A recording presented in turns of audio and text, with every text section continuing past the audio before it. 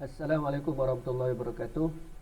InsyaAllah kita akan adakan ulang kaji asas faham faraid. Sebelum kita mulakan bengkel pengiraan asas faham faraid, eloklah kita ulang kaji dulu, sebab dalam bengkel pengiraan nanti kita tak masuk dah, kita tak bicara dah tentang asas utama. Tiga benda ni. Yang pertama ahli waris, yang kedua penghalangan, dan juga yang ketiga pembahagian. Jadi kita buat ulang kaji sedikit secara orang kata online melalui video, dan juga slide nanti saya akan bagikan insya-Allah. Okey, baik. Yang pertama ahli waris. Okey, ahli waris ada 23 ataupun 25 orang. Okey, kita mulakan dengan si mati. Okey, kemudian suami ataupun isteri si mati. Okay, kemudian golongan atas ada 5 orang, bapa, ibu, kemudian datuk sebelah bapa, nenek sebelah bapa, kemudian nenek sebelah ibu. Ini golongan atas. Kemudian golongan bawah ada 4 orang, anak lelaki, anak perempuan, cucu lelaki daripada anak lelaki, dan cucu perempuan daripada anak lelaki. 4 orang sahaja untuk golongan bawah. Kemudian golongan tengah, yang ini ramai.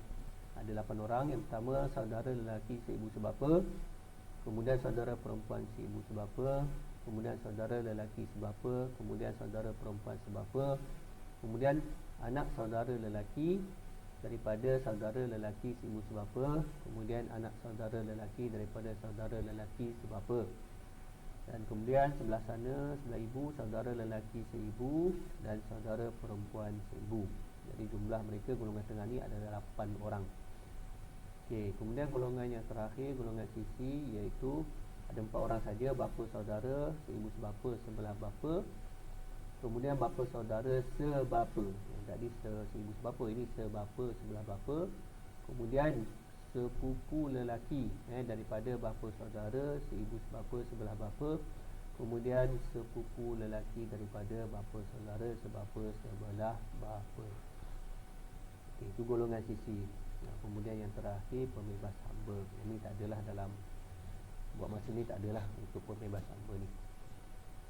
Okey, jumlah mereka 23 orang ataupun 25 orang lah. Kenapa 25? Sebab yang suami isteri tu kita pecahkan. Suami isteri dengan pembebas hamba ni 2 orang. Dalam bengkel saya letakkan sekali, cuma dalam buku faham faraid tu saya asingkan lah, sebab kita ada buat dulu golongan lelaki dan golongan perempuan. Okey, terusnya penghalangan. Penghalangan, ingat ya, 5 orang ahli waris yang tidak akan dihalang terus. Kalau mereka ada, memang mereka confirm dapat. Okey, yang pertama suami atau isteri, kemudian bapa, kemudian ibu, kemudian anak lelaki, kemudian anak perempuan.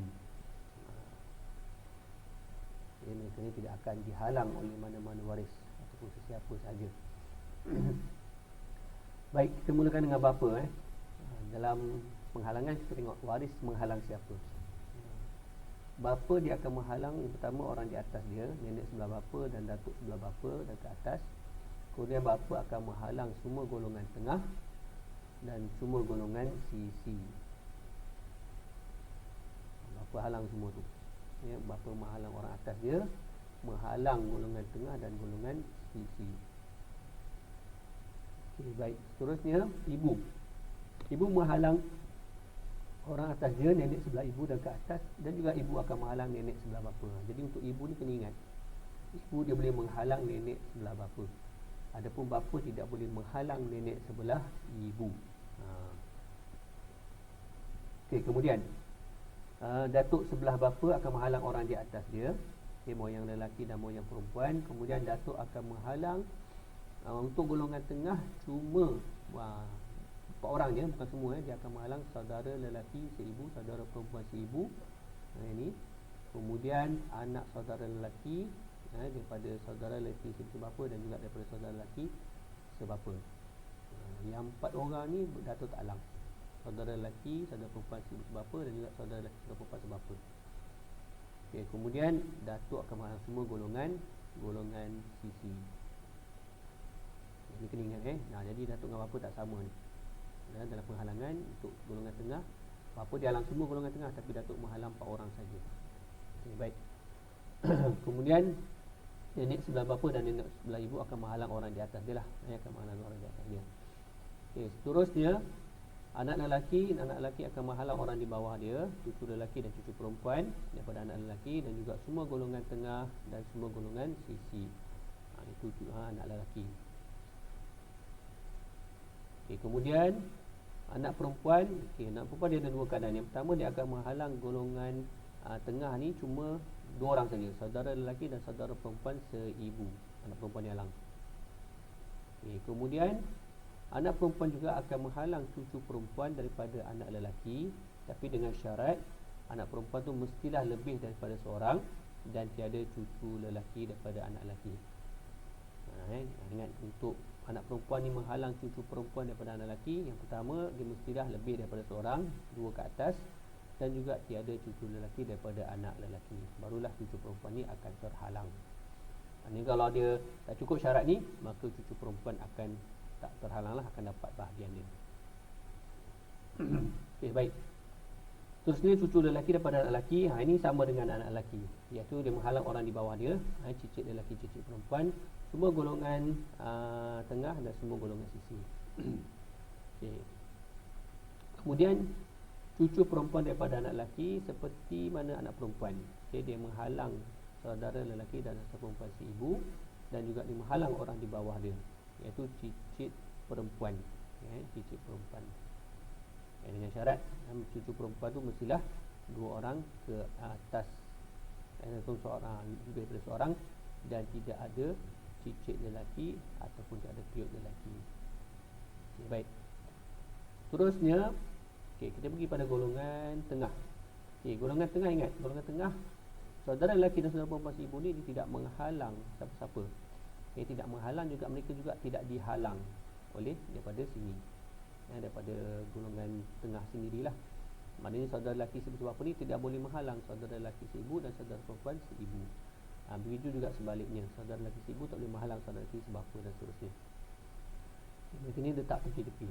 Kat sini je kita yang akan berlaku penghalangan. Baik, saudara lelaki seibu sebapa akan menghalang saudara lelaki sebapa, saudara perempuan sebapa, kedua-dua anak saudara lelaki dan juga semua golongan tengah.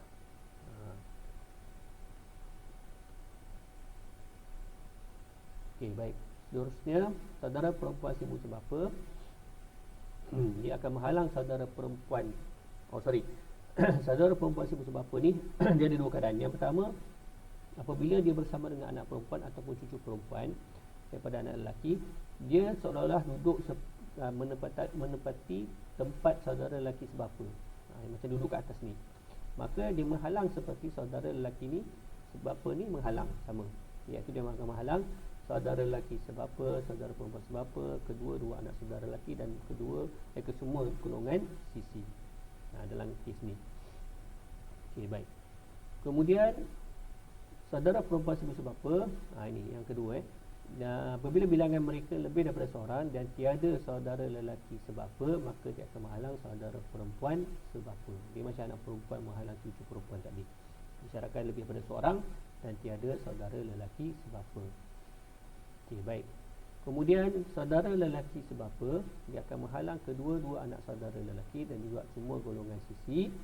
Dan kemudian saudara perempuan sebapa dalam keadaan bersama dengan anak perempuan ataupun cucu perempuan, dia duduk menempati seperti saudara lelaki sebapa dalam perhalangan.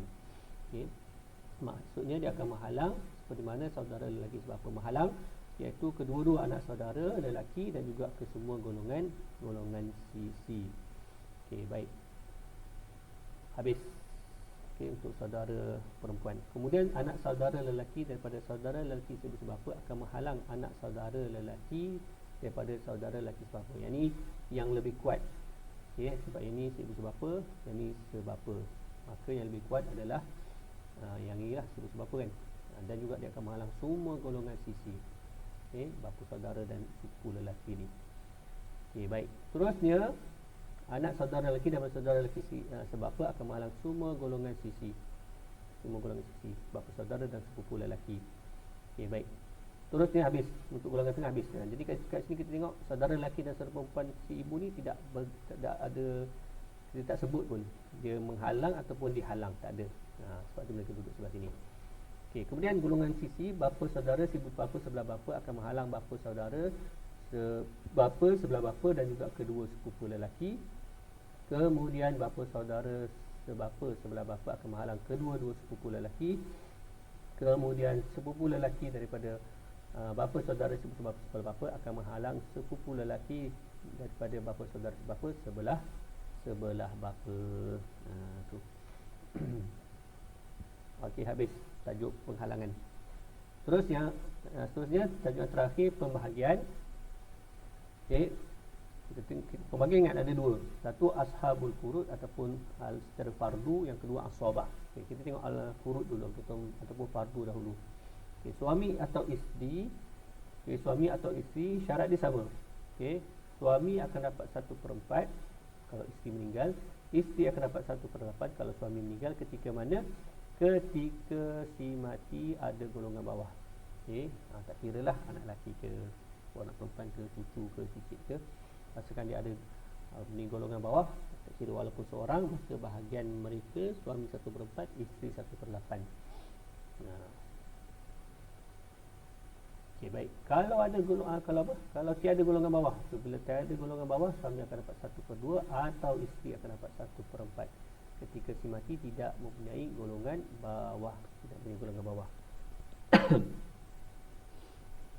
Dia dua keadaan saja, suami isteri, suami 1/2, 1/4, isteri 1/4, 1/8. Yang memberi kesan pada bahagian mereka adalah golongan bawah. Kalau ada golongan bawah, mereka dapat sikitlah, suami 1/4, isteri 1/8. Kalau tiada golongan bawah, mereka dapat banyak, suami dapat 1/2, isteri dapat 1/4. Okey, seterusnya bapa. Bapa ada 3 bahagian. Yang pertama 1/6 jikalau si mati ada golongan bawah. Bapa dapat 1/6 jika si mati ada golongan bawah, macam suami isteri tadi. Okey, kemudian bapa akan dapat asabah. Okey, asabah ketika mana? Ketika si mati tiada golongan bawah. Dia terbalik. Kalau ada 1/6, tiada, asabah. Okey, yang kedua dapat 1/6 tambah asabah kalau dia ada si mati, kalau si mati ada golongan bawah yang perempuan sahaja, iaitu sama ada anak perempuan, cucu perempuan ataupun cicit perempuan. Ketika tu bapa akan dapat 1/6 tambah dengan asabah, baik. Okey, kemudian ibu dua bahagian saja. Yang pertama 1/6 ketika si mati ada golongan bawah. Okey, cuma untuk ibu ni yang memberi kesan kepada bahagian dia dua golongan. Yang pertama golongan bawah, yang kedua golongan saudara. Okey, golongan saudara siapa dia? Dia bukan golongan tengah. Kalau golongan tengah 8 orang, termasuk anak saudara ni, tapi golongan saudara ni 6 orang. Adik-beradik je. 6 orang adik-beradik, sebapa dan juga si ibu, lelaki perempuan. Okey. Golongan saudara ni ibu akan dapat 1/6 ketika si mati dia ada lebih daripada seorang saudara.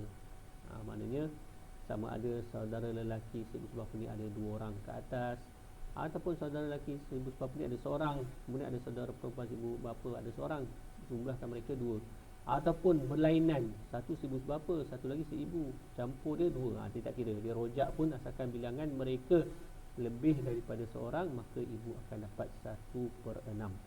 Walaupun dalam keadaan bapa ni ada, contohnya kan, bapa ada, tadi kan kita belajar penghalangan kan, bapa akan menghalang semua golongan tengah, pun begitu mereka tetap memberi kesan kepada bahagian ibu. Ini kaedah dia, bilangan dibilang walaupun terhalang. Bilangan dibilang walaupun terhalang. Mana bilangan mereka dibilang untuk beri kesan pada bahagian ibu walaupun mereka terhalang oleh bapa. Okey, baik.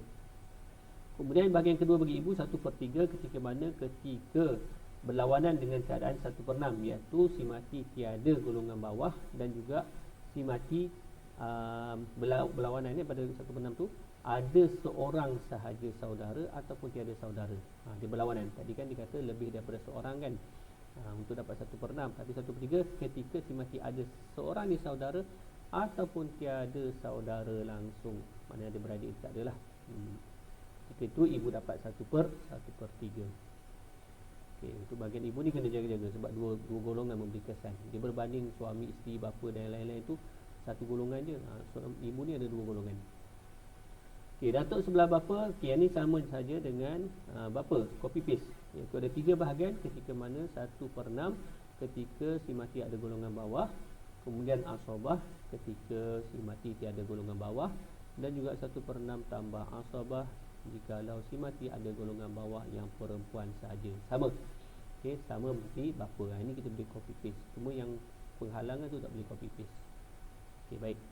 Kemudian nenek sebelah bapa senang. 1/6 sahaja dan tiada syarat. Kenapa tiada syarat? Sebab dia bahagian nenek sebelah bapa ni 1/6, satu je. Dia bahagian ni satu saja, itu 1/6. Maka tidak perlu pada apa-apa syarat lah. Kalau ada nenek baru dapat 1/6. Nenek sebelah ibu pun sama juga 1/6, tiada syarat. Okey, sama je seperti mana nenek sebelah bapa. Cuma kalau ada kedua-dua nenek, sebelah ibu pun ada, sebelah bapa pun ada, maka mereka akan berkongsi 1/6. Bukan 1/6 seorang. Bukan 1/6 seorang, tapi berkongsi 1/6. Okey, baik. Anak perempuan ada dua bahagian. Yang pertama 1/2. Yang menarik, anak perempuan ni yang memberi kesan pada bahagian anak perempuan adalah bilangan mereka.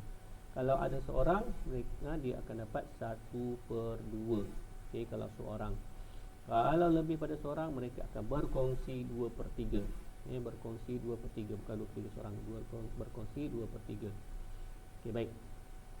Cucu perempuan pun sama seperti anak perempuan, 1/2 kalau seorang, dan 2/3 kalau lebih daripada seorang. Itu syarat-syarat je lah. Itu berkaitan dengan penghalangan-penghalangan tu. Okey, dan cucu perempuan ni dia ada satu lagi bahagian, iaitu 1/6.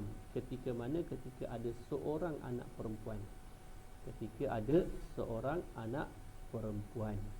Ketika tu. Yang ni tiada anak lelaki, tiada curi ni nanti. Tadi kita belajar dah tiada anak lelaki. Kalau anak lelaki kalau ada, dia halang lah.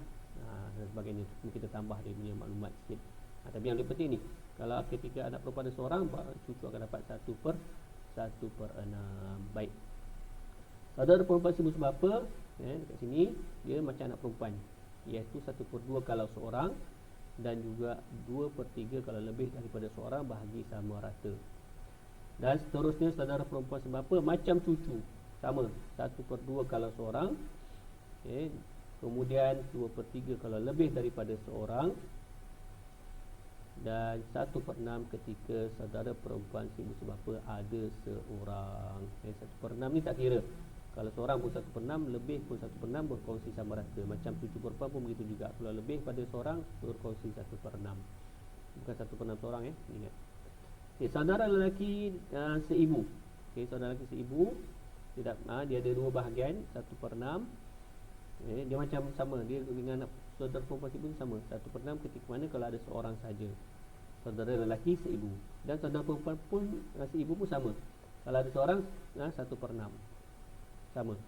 Tetapi kalau mereka lebih pada seorang, mereka akan berkongsi 1/3. Tak kiralah lelaki itu ada lebih pada seorang, perempuan lebih pada seorang, ataupun lelaki ada seorang, perempuan ada seorang, tapi total mereka adalah lebih pada seorang, dia dua lah kan. Maka mereka akan berkongsi 1/3 dibahagi sama rata. Dibahagi sama rata. Habis untuk ahli waris fardu. Kemudian kita pergi pada ahli waris asabah. Ahli waris asabah, apa dia asabah? Asabah adalah bahagian yang tidak ditentukan. Kita tak tahu bahagian dia. Macam fardu kita tahu 1/2, 2/3, 1/8 dan seterusnya. Tapi asabah ni tak tahu. Dia bukan tak tahu, dia akan tahu tapi kena kira dulu. Yang bengkel pengira tu itu kita nak tahu berapa tahap bahagian asabah nanti, insya-Allah. Keadaan asabah. Ramai tu kata asabah ni mendapat baki, sebenarnya tak juga. Dia 3 keadaan. Yang pertama, dia mengambil seluruh harta jika tiada ahli fardu. Si mati meninggalkan anak lelaki, maka anak lelaki akan dapat semua semua harta pusaka dia. Bukan dapat baki, dapat semua. Sebab asabah tu ada di seorang saja, tak ada fardu. Tak ada suami, tak ada isteri, tak ada ayah, tak ada ibu. Maka ketika tu anak tu akan dapat secara asabah kesemua harta pusaka si mati. Yang kedua, mengambil baki. Setelah ahli fardu mengambil bahagian masing-masing. Contohnya, si mati ada isteri dan juga anak lelaki. Jadi isteri dapat 1/8, baki 7/8 untuk anak lelaki. Dan yang ketiga, tiada bahagian baginya kerana tiada baki harta setelah diambil alih fardu. Contohnya si mati meninggalkan suami dan seorang saudara perempuan seibu sebapa dan juga saudara lelaki sebapa. Suami 1/2 sebab tidak ada anak, saudara perempuan seibu sebapa 1/2 sebab seorang, maka saudara lelaki sebapa dia dapat asabah. Tak ada orang halang dia kan. Tapi setelah pengiraan dibuat 1/2 suami, 1/2 saudara perempuan tu dah jadi 2/2, habis harta tak ada baki, maka saudara lelaki sebapa tidak dapat apa-apa walaupun dia tidak terhalang, tapi setelah pengiraan dibuat tidak ada baki untuk dia. Itu keadaan asabah yang ketiga. Okey, jenis asabah ada 3 juga. Yang pertama asabah dengan sendiri, asabah bin nafsi. Yang kedua asabah dengan yang lain, asabah bil ghairi. Yang ketiga asabah bersama yang lain ataupun asabah ma'al ghairi. Kita tengok yang pertama adalah asabah bin nafsi. Siapakah asabah bin nafsi? Okay, asabah bin nafsi ni dia ada 12 orang. Okey. Kaedah nak mengenali mereka senangnya, iaitu semua ahli waris yang lelaki kecuali suami dan saudara lelaki seibu. Ingat, suami tadi dapat berapa? 1/2 dengan 1/4. Saudara lelaki seibu 1/3 dan 1/6. Dengan syarat-syarat tertentu itulah. Okey. Jadi selain daripada itu, mereka adalah asabah bin nafsi, iaitu bapa, datuk, anak lelaki, cucu lelaki, saudara lelaki, seibu sebapa, anak saudara lelaki, bapa saudara, semua golongan sisi ni. Pupu. Ini adalah asabah bin nafsi. Dia akan mendapat asabah. Dia tertakluk pada keadaan apa? Keadaan tadilah. Sama ada dapat semua, sama ada dapat baki, ataupun sama ada tak dapat langsung. Jadi macam nak tahu? Di dalam bengkel pengiraan nanti kita akan belajar, insya-Allah. Okay, yang kedua al-asabah bil ghair. Asabah bil ghair, asabah dengan yang lain. Okay, siapakah asabah bil ghair? Iaitu kaedah dia semua ahli asabah dengan sendiri. Ingat balik yang 12 orang tadi, tetapi dia bersama dengan ahli waris perempuan yang sama kekuatan dan darjat. Macam mana? Sama darjat ni, anak lelaki anak perempuan ni sama darjat. Okay, darjat dia anak. Cucu lelaki cucu perempuan, darjat dia cucu.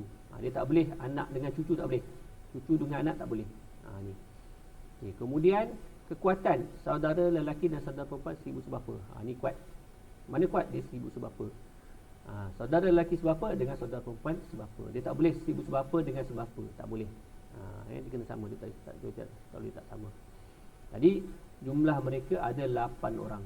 Okey, adalah 8. Yang mana kita yang 4 tu daripada asabah bin nafsi, anak lelaki, cucu lelaki, saudara lelaki sebapa, saudara lelaki sebapa, ditambah dengan pasangan perempuan yang adik-beradik perempuan tu ataupun adik-beradik ataupun sepupu, maka ketika tu jumlah mereka adalah 8 orang. Okey, 8 orang. Okey, jadi pembahagian untuk mereka ni berbeza sedikit. Iaitu pembahagian dia 2:1. Ya, li zakari mislu hadzil unsayain dalam surah An-Nisa ayat yang ke-11. Jadi yang ni cukup kita tahu 2:1. Macam mana pengiraannya, insya-Allah dalam bengkel pengiraan faham faraid kita akan belajar macam mana nak buat, nak bahagikan, nak kirakan bahagian mereka, insya-Allah. Jadi ketika tu ahli waris perempuan yang menjadi asabah tu, mereka tak ambil bahagian dah 1/2, 2/3, 1/6. Ingat balik kan, anak perempuan dan saudara perempuan seibu sebapa kan bahagian dia 1/2, 2/3. Lepas tu cucu dia tambah 1/6 dengan saudara perempuan sebapa. Tapi ketika mereka menjadi asabah dengan yang lain, maka mereka akan bahagian fardu mereka dihapuskan, tak digunakan. Mereka akan menjadi asabah bersama dengan yang lelaki tu, dan nisbah mereka lelaki 2 bahagian dan perempuan 1 bahagian. Bukan sama rata, dia tak sama dengan saudara perempuan seibu dan saudara lelaki seibu. Mereka bagi sama rata tu, bagi sama rata. Tapi untuk yang seibu sebapa mereka nisbah 21, dan juga anak lelaki anak perempuan, cucu lelaki cucu perempuan nisbah mereka 21. Okey, cucu perempuan tidak dihalang oleh anak perempuan. Ini dalam tajuk penghalangan. Ingat kan, anak perempuan dan menghalang cucu perempuan kan ada 2 syarat. Yang pertama lebih daripada seorang, yang kedua tiada cucu lelaki. Jika ada cucu lelaki, maka anak cucu perempuan ni dia dapat pusaka, tak boleh dihalang oleh anak perempuan. Sama juga saudara perempuan seibu sebapa juga. Dia tidak boleh menghalang saudara perempuan sebapa. Saudara perempuan sebapa tidak akan terhalang oleh saudara perempuan seibu sebapa. Sebab apa? Sebab ada saudara lelaki sebapa yang menyelamatkan dia. Asabah yang terakhir iaitu asabah malair ataupun asabah bersama yang lain. Okey, iaitu senang saja kaedah dia, iaitu saudara perempuan, saudara perempuan yang asabah sahaja. Maksudnya saudara perempuan ni ketika mereka asabah bersama dengan yang lelaki itu. Okey, saudara perempuan yang asabah sahaja. Siapa dia? Saudara perempuan sebut sebapa ataupun saudara perempuan sebapa. Dua orang ni je. Ingat ni je lah, ingat ni je. Saudara perempuan sebut sebapa ataupun saudara perempuan sebapa. Dengan syarat ketika mereka bersama golongan bawah yang perempuan, sama ada anak perempuan ataupun cucu perempuan, maka ketika itu mereka akan menjadi asabah bersama yang lain ataupun asabah ma'al ghair. Tapi dengan syarat yang lelaki tak adalah, saudara lelaki sebab tak ada, saudara lelaki sebab pun tak ada, dua-dua ni tak ada.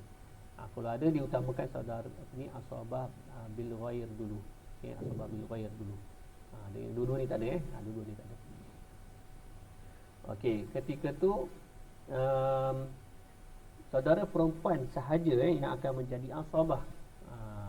Manakala anak dan cucu perempuan tidak menjadi asabah. Dia mengambil fardu masing-masing. Dia tak sama seperti asabah bil ghair. Anak dengan cucu perempuan, anak perempuan cucu perempuan tetap mendapat secara fardu mereka, iaitu sama ada 1/2, 2/3 ataupun 1/6 untuk cucu perempuan. Ni bahagian dia bukan sama-sama dia bukan sama-sama. Dia tetap dapat secara fardu. Tengok kalau seorang 1/2 lebih pada seorang 2/3 cucu perempuan, kalau seorang 1/2 lebih pada seorang 2/3, kalau ada anak perempuan seorang dia akan dapat 1/6. Tapi yang dua ni, saudara perempuan sebapa dan sebapa ni akan mendapat secara asabah dalam keadaan ni. Bukan secara fardu 1/2, 2/3, 1/6 tak. Jadi keadaan ni saudara perempuan seperti saudara lelaki ketika penghalangan tadi. Ingat tajuk penghalangan kan? Dia akan duduk tempat saudara lelaki mereka untuk menghalang. Alhamdulillah. Okay, boleh try jawab kuis asas faraid. Boleh scan QR ni ataupun tengok laman web ni lah, link dia. Okeylah, kita akan jumpa dalam bengkel pengiraan faham faraid. Saya harap semua tuan-tuan puan-puan, para peserta semua telah kata lengkap ataupun mahir dah dalam asas ni. Nanti sebab dalam bengkel pengiraan kita cuma belajar pengiraan saja. Kita cari asal masalah, kita cari angka simpan, tasheh dan sebagainya tu. Jadi saya harapkan tuan-tuan sebelum bengkel bermula, pastikan dah orang kata dah kira lah, dah pandai dah dalam pembahasan ni asas tu, iaitu ahli waris, penghalangan dan juga pembahagian, insya-Allah. Okey, wallahu alam, insya-Allah jumpa dalam bengkel pengiraan faham faraid. Assalamualaikum warahmatullahi wabarakatuh.